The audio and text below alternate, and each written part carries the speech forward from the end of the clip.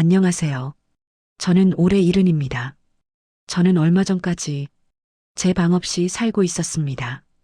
몇 달 전 아들이 저를 모시겠다고 했습니다. 이제 고생 그만하라고요. 짐을 싸서 아들 집으로 들어갔습니다. 며느리는 웃으며 맞았고 손주도 반겨주었습니다. 그날 저는 마음을 놓았습니다. 그리고 첫날 밤 이 집에서 제 자리를 알게 됐습니다. 제 방이 아니라 거실 접이식 침대였습니다. 그때는 몰랐습니다. 그게 시작일 줄은요.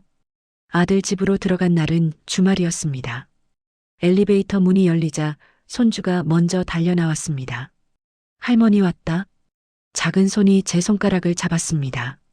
며느리는 슬리퍼를 꺼내 바닥에 가지런히 놓았습니다. 어머니, 이제 편하게 지내세요. 아들은 제 가방을 들어 안으로 옮겼습니다. 제 짐은 생각보다 금방 정리됐습니다.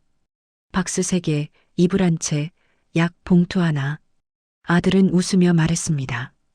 방은 천천히 정리해 드릴게요. 오늘은 그냥 쉬세요. 저는 고개를 끄덕였습니다. 짐이 많지 않으니 괜히 미안한 마음이 들었습니다.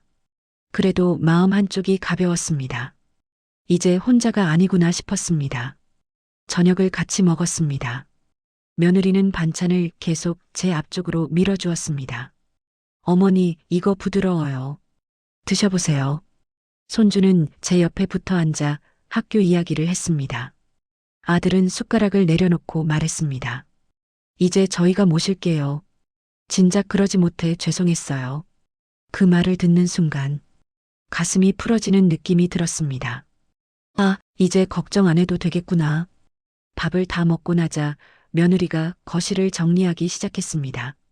식탁이 한쪽으로 밀렸고 러그가 접혔습니다. 그리고 접혀있던 침대가 펴졌습니다. 철컥. 다리가 펴지고 매트가 펼쳐졌습니다. 저는 잠시 서서 그걸 바라봤습니다. 아들이 아무렇지 않게 말했습니다. 어머니, 오늘은 여기서 주무세요. 방은 정리 좀 해야 해서요. 저는 웃으며 대답했습니다. 그래, 하루쯤이야. 손주는 먼저 자기 방으로 들어갔고 며느리는 이불을 가져와 침대 위에 펼쳤습니다. 허리 괜찮으세요? 낮은 게 더 편하실 수도 있어요. 저는 괜찮다고 말했습니다.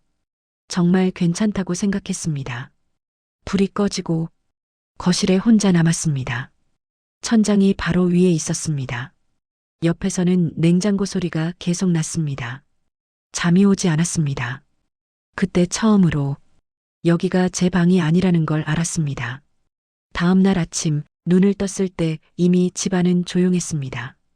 시계를 보니 6시가 조금 넘었습니다. 습관처럼 바로 몸을 일으켰습니다. 괜히 늦잠 자면 눈치 보일 것 같았습니다. 이불을 접어 한쪽에 세워두었습니다. 접이식 침대도 원래 있던 자리로 밀어 넣었습니다. 거실은 금방 원래 모습으로 돌아갔습니다. 부엌으로 물을 끓였습니다. 컵을 찾다 잠시 멈췄습니다. 어느 걸 써야 할지 몰랐습니다. 찬장 안에 컵이 줄지어 있었지만 전부 제 것이 아니었습니다. 잠깐 서 있다가 가장 구석에 있는 작은 머그를 하나 꺼냈습니다. 손잡이에 금이 가 있었습니다. 그때 며느리가 나왔습니다. 어머니, 벌써 일어나셨어요? 저는 웃었습니다. 원래 이 시간에 일어나. 며느리는 컵을 한번 보고 말했습니다. 그 컵 말고 이거 쓰세요. 그건 애가 쓰던 거라서요. 저는 얼른 내려놓았습니다. 괜히 잘못 건드린 기분이 들었습니다. 아침 준비를 도우려 했습니다. 냉장고 문을 열자 며느리가 급히 다가왔습니다. 어머니, 그냥 앉아 계세요. 제가 할게요. 저는 손을 거두었습니다. 할 일이 없어 의자에 앉았습니다. 아들은 출근 준비를 하며 말했습니다. 어머니, 이제 편하게 계세요. 일하지 마세요. 편하라는 말이 이상하게 손 둘 곳을 없앴습니다. 식탁에 앉아 있는데 손주가 제 옆자리에 가방을 올려두었습니다. 여기 내 자리야. 저는 바로 한 칸 옆으로 옮겼습니다. 아침을 먹고 나자 며느리가 말했습니다. 어머니 이불은 낮에 펴놓지 말고 접어주세요. 거실 좁아요. 저는 고개를 끄덕였습니다. 괜히 집이 어수선해질까? 다시 한번 거실을 둘러봤습니다. 제 물건은 구석에 세워둔 가방 하나뿐이었습니다. 그때 알았습니다. 여긴 제가 사는 집이 아니라 잠시 머무는 자리라는 걸. 아들이 출근하고 집이 조용해졌습니다. 며느리는 설거지를 하다가 저를 한번 보고 말했습니다. 어머니, 낮에는 TV 소리 조금만 줄여주세요. 애 낮잠 자요. 저는 바로 리모컨을 내려놓았습니다. 켜지도 않았는데 괜히 민망했습니다.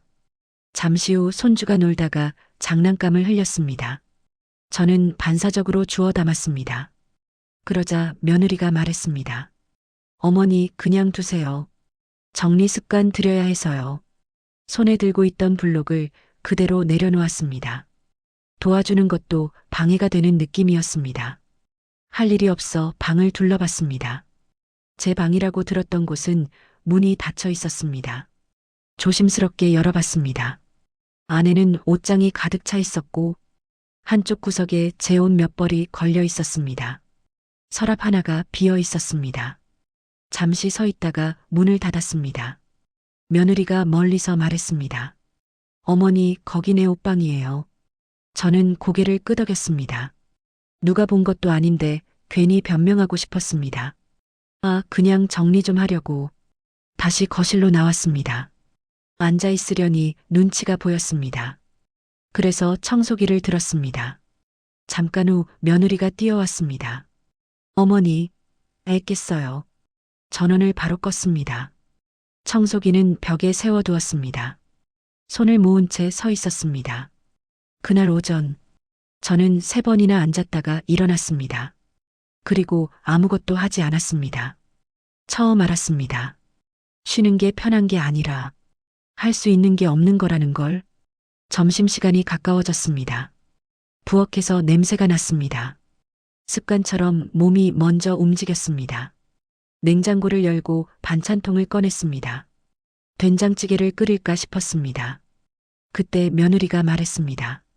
어머니, 점심은 배달시켰어요. 손에 들고 있던 두부를 다시 넣었습니다.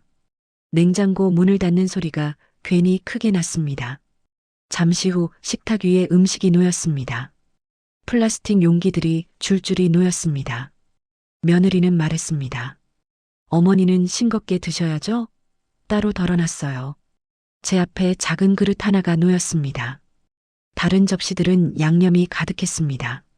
먹다가 물을 마시려는데 컵이 없었습니다. 며느리가 말했습니다. 어머니, 컵은 여기 따로 써주세요. 싱크대 옆 작은 컵이었습니다. 유리도 아니고 손주 물컵 같은 플라스틱 컵이었습니다. 저는 그걸 들었습니다. 아들은 아무 말이 없었습니다. 밥만 먹었습니다.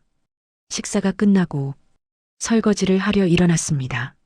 며느리가 바로 손을 내밀었습니다. 어머니, 앉아 계세요. 그래서 다시 앉았습니다.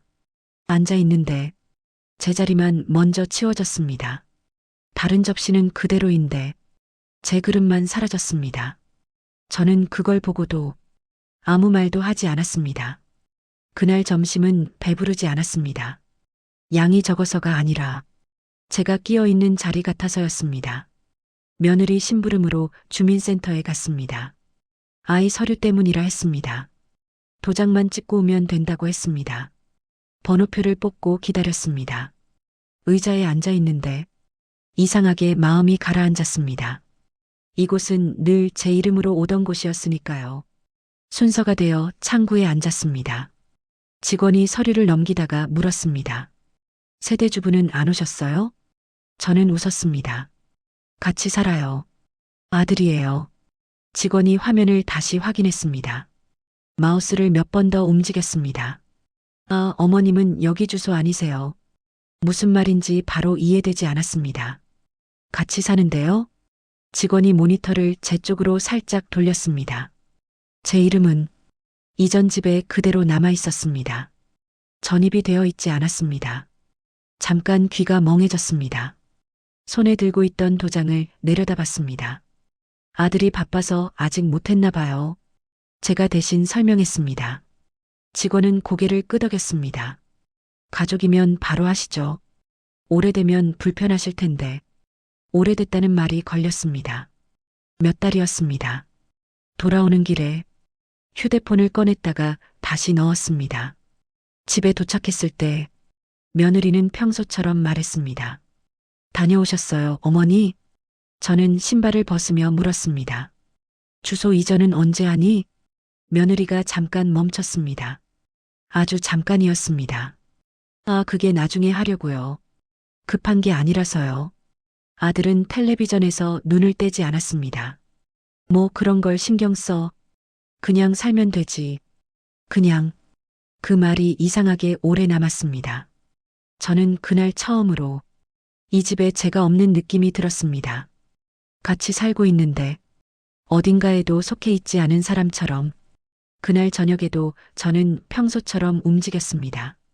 부엌 싱크대에 남아있던 그릇을 하나씩 씻었습니다. 물소리가 너무 크지 않게 수도꼭지를 조금만 열었습니다. 거실에서는 텔레비전 소리가 나고 있었습니다. 아들은 소파에 누워 채널을 돌리고 있었고 손주는 바닥에 엎드려 태블릿을 보고 있었습니다. 며느리는 식탁 끝에 앉아 휴대폰을 보고 있었습니다. 아무도 저에게 뭘 하라고 하지 않았습니다. 그렇다고 하지 말라고도 하지 않았습니다. 그 사이에서 저는 늘 알아서 움직였습니다. 설거지를 마치고 행주로 물기를 닦았습니다. 싱크대 모서리를 한 번 더 문질렀습니다. 제가 쓰고 난 흔적이 남아있으면 괜히 눈치가 보였습니다. 며느리가 그때 말했습니다. 어머니, 물 좀 드실래요? 말투는 부드러웠습니다. 그런데 그 말이 이상하게 들렸습니다. 가족에게 묻는 말이 아니라 방문객에게 건네는 말처럼 들렸습니다. 저는 괜찮다고 했습니다. 컵을 꺼내지도 않았습니다. 거실 시계 초침 소리가 들릴 만큼 집안은 조용했습니다. 밤이 되자 불이 하나씩 꺼졌습니다.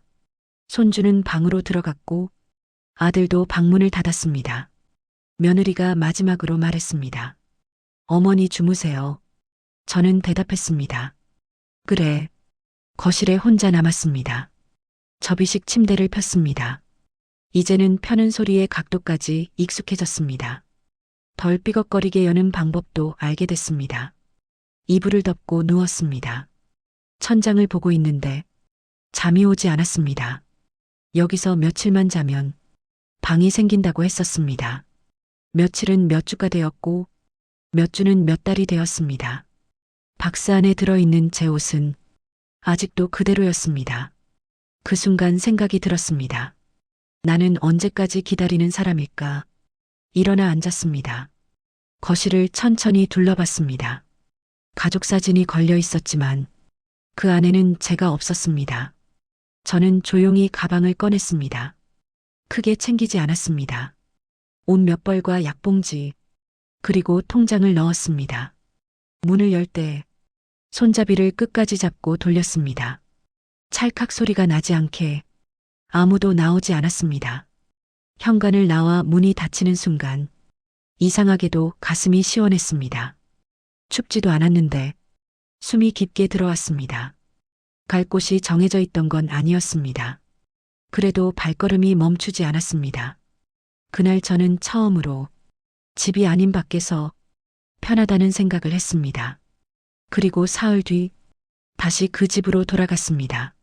손에 서류 봉투를 들고 사흘 만에 다시 현관 앞에 섰습니다. 비밀번호를 누르기 전 잠깐 손이 멈췄습니다. 3번이나 틀리면 안에서 소리가 납니다. 괜히 들키는 기분이 들어 한 박자 쉬었다 눌렀습니다. 문이 열렸습니다. 집안 공기가 그대로였습니다. 된장 냄새도 섬유유연제 냄새도 그대로였는데 이상하게 낯설었습니다. 거실에는 아무도 없었습니다. 텔레비전만 켜져 있었습니다. 사람 없는 집 소리는 생각보다 컸습니다. 제 슬리퍼가 없었습니다. 며칠 전 나갈 때 신었던 자리 그대로 비어 있었습니다. 베란다로 갔습니다. 수납장 문을 열었습니다. 제 옷이 있던 칸에 다른 상자가 들어가 있었습니다. 아이 장난감이었습니다. 잠깐 서 있었습니다. 버려진 건 아니었습니다.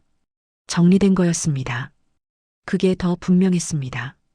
그때 현관문이 열렸습니다. 며느리가 먼저 들어왔습니다. 저를 보고 멈췄습니다. 놀란 표정은 아니었습니다. 곤란한 표정이었습니다. 어머니, 어디 다녀오셨어요? 묻는 말이었지만 찾았다는 말은 아니었습니다. 아들도 뒤에서 신발을 벗다 말고 저를 봤습니다. 반가운 얼굴은 아니었습니다. 설명해야 할 상황을 본 얼굴이었습니다. 저는 아무 말하지 않았습니다. 대신 들고 있던 봉투를 식탁 위에 올려놨습니다. 얇은 종이 소리가 크게 났습니다. 두 사람이 동시에 봉투를 받습니다. 저는 그제야 알았습니다. 제가 돌아오지 않을 수도 있다는 생각은 아무도 하지 않았다는 걸. 그래서 돌아왔습니다. 정리하러 식탁 위에 올려둔 봉투를 아들이 먼저 열었습니다. 종이를 꺼내다 멈췄습니다. 그때 며느리가 말했습니다. 오늘 부동산에서 연락 왔었다고. 잠깐 정적이 흘렀습니다. 아들은 제 눈을 보지 않고 종이를 다시 접었습니다. 괜히 텔레비전을 끄고 리모컨을 만지작거렸습니다. 말을 꺼낸 건 며느리였습니다. 요즘 집값이 올라서 갈아탈 타이밍이 좋다고 했습니다. 저는 아무 말하지 않았습니다. 그 다음 말을 기다렸습니다. 어머니 집도 어차피 비어 있으니까 정리하면. 거기서 멈췄습니다. 끝까지 말하지 않았지만 이미 다 들린 말이었습니다. 저는 고개를 끄덕였습니다. 이 집에서 제가 기다리던 방은 생길 예정이 없는 방이었습니다. 이 집은 저를 모시려고 데려온 집이 아니라 이사 전까지 두려고 데려온 집이었습니다. 그래서 저는 화가 나지 않았습니다. 대신 물었습니다. 계약 언제야? 아들은 처음으로 저를 바로 봤습니다. 그 표정으로 알았습니다. 제가 알아버렸다는 걸. 저는 봉투 안 종이를 꺼내 식탁 위에 펼쳤습니다. 집 매도 확인서였습니다.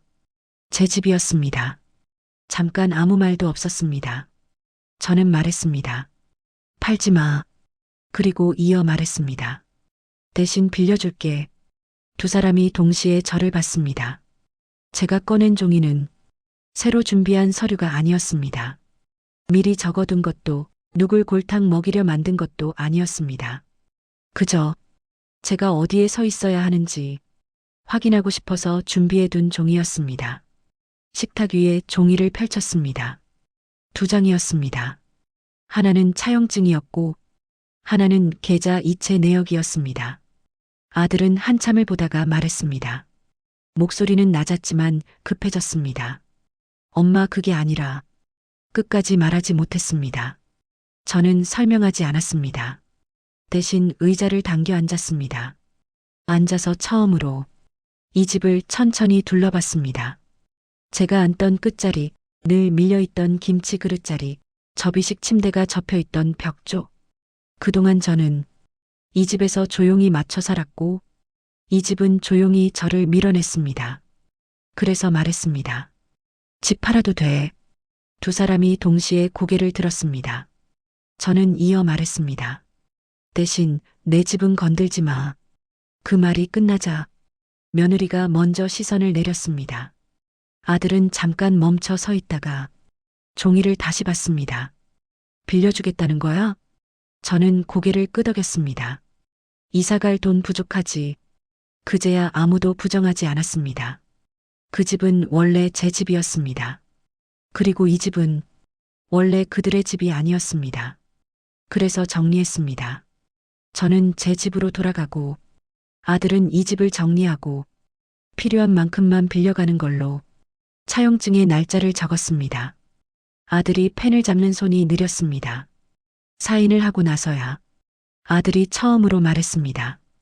엄마, 그렇게까지 해야 돼? 저는 대답하지 않았습니다. 이미 끝난 이야기였기 때문입니다. 그날 저는 짐을 다시 싸지 않았습니다. 처음 들어올 때 가져왔던 가방 하나만 그대로 들고 일어났습니다. 현관 앞에서 신발을 신는데 아무도 붙잡지 않았습니다. 문을 열고 나왔습니다. 이번에는 찰칵 소리를 신경 쓰지 않았습니다. 문이 닫히는 소리가 크게 들렸습니다. 그게 마지막이었습니다. 가끔 아들이 처음 들어오라고 했던 날을 떠올립니다. 현관 앞에 서 있던 그 얼굴, 이제 편하게 살라는 말, 손주가 달려와 안기던 순간까지 그날 저는 오래 쉬게 될 줄 알았습니다. 집안이 밝아 보였고 제 몫이 생긴 것 같았고 이제는 기대도 해도 되겠다고 처음으로 마음을 놓았었습니다. 그런데 지금은 아침에 눈을 뜨면 아무도 없습니다. 누가 씻는 순서를 기다릴 필요도 없고 밥 시간을 맞출 필요도 없습니다. 전기밥솥 예약을 맞춰둘 이유도 없고 늦게 들어올 사람 몫을 남겨둘 이유도 없습니다. 그 대신 집안이 아주 조용합니다. 처음 며칠은 그 조용함이 허전하게 들렸습니다. 그런데 어느 날부터 그 소리가 편해졌습니다. 컵 하나만 꺼내 놓아도 되고 설거지를 바로 하지 않아도 되고 소파에 누워 있다가 그대로 잠이 들어도 누가 불을 끄라고 하지 않습니다. 혼자라서 불편한 게 아니라 혼자라서 제 시간이었습니다. 얼마 전 아들이 왔습니다. 이사했다고 했습니다. 짐이 많지 않은 집이라 했고 전보다 좁다고 했습니다. 말은 조심했지만 표정이 먼저 달라져 있었습니다. 앉자마자 허리를 굽혔습니다. 예전처럼 큰 소리를 내지 않았고 천천히 말했습니다. 도와줘서 고맙다고 했습니다. 며느리도 옆에서 같이 고개를 숙였습니다. 손주는 조용히 제 옆에 붙어 앉았습니다. 전처럼 오래 있지는 않았습니다. 차 한 잔 마시고 돌아갔습니다. 문을 닫고 나서도 집안은 그대로 조용했습니다. 이상하게도 그 조용함이 전보다 따뜻했습니다. 이제는 누가 같이 살아서 편한 게 아니라 각자 살아서 편해진 것 같습니다. 그래서 저는 다시 데려오라는 말을 하지 않았고 돌아가겠다는 마음도 생기지 않았습니다. 가끔 오면 반갑고 돌아가면 편합니다. 지금이 딱 그 정도입니다.